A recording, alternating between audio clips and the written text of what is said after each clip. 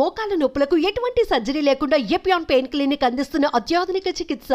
Personal life లోకి వచ్చేస్తే బాబు ఏం చేస్తున్నాడు? వాడు ఇప్పుడేమో అట్లాంటాలోని పిహెచ్డి చేస్తున్నాడండి. కెమిస్ట్రీలో పిహెచ్డి చేస్తున్నాడు ఎమరీ యూనివర్సిటీలో. సినిమాల్లోనే మిమ్మల్ని మదర్ క్యారెక్టర్స్ లో చూస్తుంటే ఇంత యంగ్ మదర్ ఏంటో అనిపిస్తుంది. మీకు పోయి ఎంఏ పిహెచ్డి చేసేంత కొడుకు.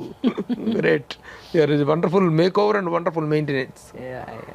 దాని గురించి మీకు ఎక్కువగా అప్రిషియేషన్ వస్తుంది అనుకుంటా. అవునండి, చాలా కష్టపడతానండి. దాని వెనుకున్న కష్టం మెయింటైన్ అంటే ఏం చెప్తారు? I eat right and then sleep well and then తర్వాత ఏమో వర్కౌట్ చేస్తూ ఉంటాను, యోగా చేస్తూ ఉంటాను. ఒక్కొక్క ఏజ్ కి ఒక్కొక్క విధమైన విషయాలు జరుగుతూ ఉంటాయి కదా. హార్మోనల్ చేంజెస్ ఇప్పుడు చాలా ఎక్కువగా హార్మోనల్ చేంజెస్ వల్ల దాన్ని అర్థం చేసుకోవడం. అండ్ ఆల్సో నేను అస్సలు డిప్రైవ్ చేయనండి. తినకుండా నోరు కట్టి పడేయడం అనేది కాదు, ఎప్పుడు తినడం, ఎంతవరకు తినడం అనేది అనమాట.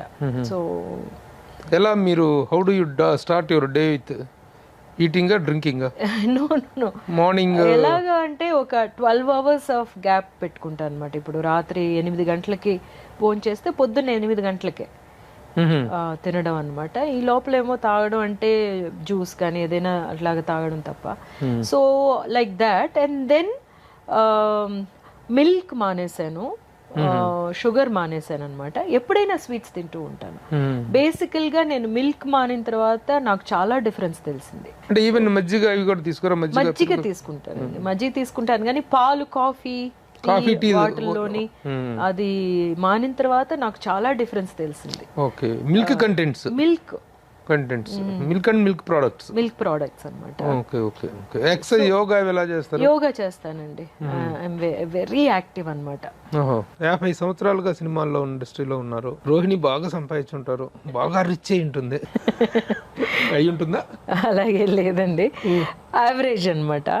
సో మీకు తెలుసు, మనం క్యారెక్టర్ యాక్టర్ గానే కదా ఎక్కువగా ఇటువైపు చూసుకుంటే. యాజ్ హీరోయిన్ గా చేసినప్పుడేమో మలయాళం పిక్చర్స్, అప్పుడే బడ్జెట్ మూవీస్ పెద్దగా ఏమీ లేదు. But whatever I am today సినిమానేనా అనమాట.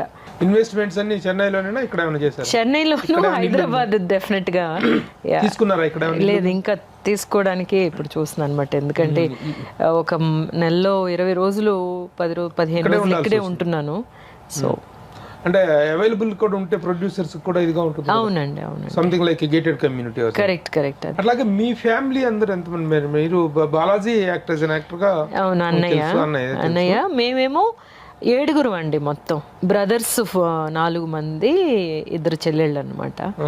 సో బాలాజీ పెద్దన్నయ్య, ఆయనే ఫస్ట్ అనమాట. నేను 4th చైల్డ్. మిగతా వాళ్ళందరూ ఫీల్డ్ లో ఉన్నారండి? ఎవరు? మేమిద్దరమే.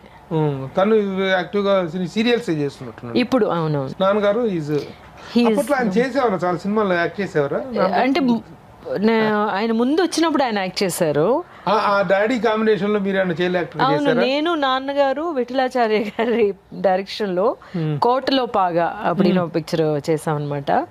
అందులోనేమో జయసుధ గారికి మా నాన్నగారు అన్నయ్య, నేను తమ్ముడు.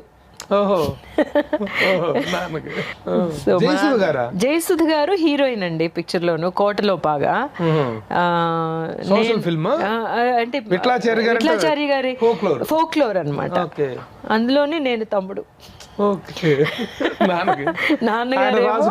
అవును, నాన్నగారేమో లేదండి, ఒక 4-5 పిక్చర్స్ చేశారు. తర్వాత ఏమో నేను బిజీ అయిపోయేసరికి నాన్నగారు ఇంకా నా మీద కాన్సన్ట్రేషన్ పెట్టేశారనమాట. అదే. ఇక మీరు ఆల్రౌండర్ అండి, ఒక డబ్బింగ్ ఆర్టిస్ట్ గా చేస్తారు. యూఆర్ ఆల్సో సింగర్ కూడా కదా? సింగర్ కాదండి, పాటలు రాశారు. తమిళ్లోని లిరిసిస్ట్. తమిళ్లో. తెలుగులో ఎందుకు రాయలేదు? నేను బాగా చదువుతానండి, తెలుగు చదువుతాను ఎక్కువగా. ఫస్ట్ నాకేమో లిటరేచర్ తోటి బాగా పరిచయం అనేది తమిళ లిటరేచర్ తోను. సో ఇమాజినేషన్ ఏమో తమిళ్లో వస్తుందన్నమాట. భాష అట్లా నాలోకి బాగా ఇంకిపోయిందంటే తమిళే బాగా. మీకు తమిళ బుక్ తెలుగు బుక్ రెండు ఇస్తే ఏది ఫాస్ట్ గా చదువుతారు? తెలుగు చాలా ఫాస్ట్ గా చదువుతానండి. అంటే రాయడం అనేది ఇంకొక విషయం ఉండాలి కదా మనకి, లోపల ఒక వొకాబులరీ బ్యాంక్ ఉండాలి మనకి ఉండాలి. అదేమో నాకు తమిళ్లో జరుగుతుంది. యాక్చువల్గా నేను ఎప్పుడు చెప్తూ ఉంటానన్నమాట, యశోద కృష్ణలోని కృష్ణుడిగా యాక్ట్ చేశాను నేను. కృష్ణుడికి ఏమో 2 తల్లులు, ఒక దేవకి ఏమో కన్న తల్లి, యశోద పెంచిన తల్లి. అలాగే తెలుగు నన్ను కన్న తల్లిని, తమిళ నన్ను పెంచిన తల్లి అని. డైరెక్టర్ గా కూడా మీరు చైల్డ్ ఫిల్మ్ ఒకటి, చిల్డ్రన్ ఫిల్మ్ ఒకటి చేశారు మీరు చైల్డ్ ఆర్టిస్ట్ కావటం వలన అది డాక్యుమెంటరీ. యాక్చువల్గా డాక్యుమెంటరీ చైల్డ్ యాక్టర్స్ గురించి. నేను చైల్డ్ యాక్టర్ని కాబట్టే నేను చేయగలిగాను. I thought I have all the rights to do that అనమాట. సో 2008లో చేశాను అది.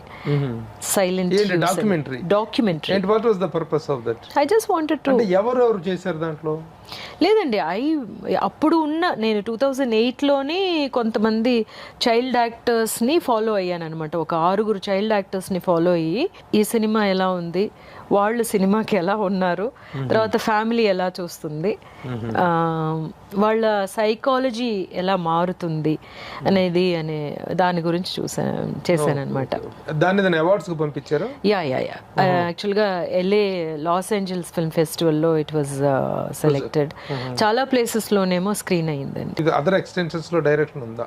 అంటే ఇప్పుడేమో తమిళ్ పిక్చర్ ఒకటి డైరెక్ట్ చేశాను, అది ఇంకా రిలీజ్ అవ్వలేదు. బట్ ఇప్పుడేమో జనవరిలోని ఇంకొక తమిళ్ పిక్చర్ ఒకటి స్టార్ట్ చేస్తున్నాను అనమాట. సో ఆ సబ్జెక్ట్ ఒక 2 సంవత్సరాల నుంచి రెడీ అవుతూ ఉన్నాము. అది అయిన తర్వాత నాకు నెక్స్ట్ ఏమిటి అని చెప్పంటే, I would like to take the filmmaker అనే ఒక రూట్కి వెళ్ళాలి అని చెప్పేసి. అదేమో తెలుగులోనూ చేయాలి, మలయాళంలోనూ చేయాలి, ఫిల్మ్ మేకర్గా డైరెక్షన్ చేయాలి అనేది as an actor and director అనమాట. సో మీ ఉమెన్ ఇన్స్పిరేషన్ ఎవరు డైరెక్టర్? ఉమెన్ ఇన్స్పిరేషన్ అని చెప్పలేను, బట్ చాలామంది శాంతారాం పిక్చర్స్, తర్వాత ఏమో రిషికేష్ ముఖర్జీ పిక్చర్స్ కానీ, లేకపోతే మన బాలు మహేంద్ర గారు, విశ్వనాథ్ గారు, జంజాల్ గారి పిక్చర్లో ఇలాంటి. ఇన్ని చెప్పారు, విజయ నిర్మల గారి పేరు చెప్పలేదు. ఏమండి? ఇన్ని చెప్పారు, విజయ నిర్మల గారి పేరు. విజయ నిర్మల గారు డెఫినెట్ గాను. And 43 pictures, world record. World record. So ఇక as far as the your well rewarded actress, at the same time you're also equally awarded. ఇప్పుడు 95 లోనే మీకు స్త్రీలో మంచి అవార్డు వచ్చింది, best actress award, national award వచ్చింది, as well as state award, Nandi award కూడా వచ్చింది. తర్వాత మేము కూడా మిమ్మల్ని రీసెంట్ గా సత్కరించుకున్నాం. రైటర్ పద్మనాభం చేసిన దానికి పద్మభూషణ్ లో మా గురువు గారు దాసనారాయణరావు గారి అవార్డు. రియల్లీ వండర్ఫుల్ క్యారెక్టర్ అండి అందులో మీరు చేసింది మాత్రం. ఒక సబ్డ్యూడ్ ఉమెన్ గా ఉంటూ ఒక్కసారిగా క్లైమాక్స్ లో క్యారెక్టర్ అలా పైకి లేస్తుంది, అలా గూస్ బంప్స్ వచ్చేసింది అనమాట. సరస్వతి క్యారెక్టర్ అయితే అసలు రియల్లీ మూవ్ అయిపోయింది క్యారెక్టర్ చూసి, అంత బాగా వచ్చింది. సరస్వతి క్యారెక్టర్ నాకు చాలా స్పెషల్ అండి, చాలా స్పెషల్ నాకు అనమాట. సరస్వతి ద్వారా నేను చెప్పగలిగింది కానీ, నేను చేయగలిగింది కానీ, ఇట్ ఈస్ వెరీ పర్సనల్ అనిపించింది నాకు. మనం ఎంతైనా సరే మనలో ఉన్న టాలెంట్ని ఎవరైనా గుర్తిస్తారా అని ఒక ప్లేస్లోని తపనలోని ఉన్న ఆడవాళ్ళు ప్రతి వాళ్ళకి రిప్రజెంటేటివ్గా ఒక సరస్వతి. అందులోని తనకి అస్సలు ఏమీ కంప్లైంట్స్ ఉండవు. That's the beauty of that character అనమాట. కంప్లైంట్స్ చేసుకోదు తను. బాహుబలిలో ప్రభాస్ తల్లిగా చేయటం ఎలా అనిపించింది, పెంపుడు తల్లిగా? ఎక్కడ ప్రభాస్, ఎక్కడ నేను ప్రభాస్. అది క్యారెక్టర్ లక్ష్మిని, మంచు లక్ష్మిని అడిగితే తను చేయను అన్నది. ఈ క్యారెక్టర్ ప్రభాస్ తో ఏంటి, ఇది శివగామి క్యారెక్టర్. శివగామి తను అడిగింది, శివగామి క్యారెక్టర్ తను అడిగింది. ఏదైనా పెంపుడు తల్లి క్యారెక్టర్ అని చేశారు, ఎలా అనిపించింది? నేను యాక్చువల్గాను రాజమౌళి గారికే ఇట్ హ్యాస్ టు గో కదా. I mean such a visionary is. And really happy అండి. రాజమౌళి గారి మన తెలుగు సినిమాని ఎక్కడికి తీసుకెళ్ళి అక్కడ కూర్చోబెట్టి అట్లాగా ఒక అందంగా కూర్చోబెట్టి ఆనందపరుస్తున్నారు అనేది. అండ్ సడన్గా ఆయనేమో ఒక క్యారెక్టర్గానే ఆ క్యారెక్టర్కి ఎవరు కరెక్ట్గా ఉంటారు అనేది. అంతకుముందు ఆ తర్వాతనే ఒక పిక్చర్ చేసి, ఆ పిక్చర్ ఏమో రిలీజ్ అవ్వగానే రావు రమేష్ గారు ఫోన్ చేసి అన్నారు, రాజమౌళి గారు రాత్రి వెళ్ళి పిక్చర్ చూసారంట, ఫుల్ ఫ్యామిలీ వెళ్ళి చూసారంట, ఫోన్ చేశారు పొద్దున్న, అంత బాగుంది అని చాలా మాట్లాడారు, మీ గురించి కూడా మాట్లాడారు అని చెప్పంటే చాలా సంతోషపడ్డాను అనమాట. ఎందుకంటే నాకు ఈగ is the most favourite film అనమాట. సో చాలా సంతోషపడ్డాను. నెక్స్ట్ వీక్ ఏమో I got an offer from ఈ పిక్చర్ అనేసరికి, అదేమో రాజమౌళి గారే. Very happy. అక్కడికి వెళ్ళినప్పుడు ఏమో కథ ఆయన చెప్తున్నప్పుడు అర్థమైంది. ఆయన అన్నారనమాట, అంటే ఈ అబ్బాయి ఎదుగుతాడు, ఎదిగిన తర్వాత వీళ్ళందరూ చూస్తూ ఉంటే మీరేమో ఇలా ఉంటారండి, ఆ అబ్బాయి ఏమో అలా ఎదుగుతాడండి, అప్పుడే మీకు అర్థమైపోతుంది ఈ అబ్బాయి మనలో వాడు కాదు అని అన్న తర్వాత అర్థమైందనమాట. అసలు యాక్చువల్గా నేను ఎప్పుడు అనుకుంటాను, నేను పొట్టిగా ఉండడం నాకు చాలా డిసడ్వాంటేజ్ అనుకుంటాను. బట్ బాహుబలికి నేను ఆ స్మాల్ మేడ్గా ఉండడమే ఆ క్యారెక్టర్కి ఆయన నన్ను ఎంపిక చేసుకోవడానికి వన్ ఆఫ్ ది రీజన్స్ అని తెలిసేసరికి I felt very happy. Being small made అన్నమాట, షార్ట్ అండ్ స్మాల్ మేడ్. అంటే there is something very very endearing about both of us in అలా మొదలైంది, ఒక బాండ్ ఒకటి క్రియేట్ అయింది కదా. అక్కడి నుంచి చాలా డౌన్ టు ఎర్త్ గా ఉంటాడు తను, ఇప్పటికీ తను అలాగే అన్నమాట. So it's such a sweet heart కదండి.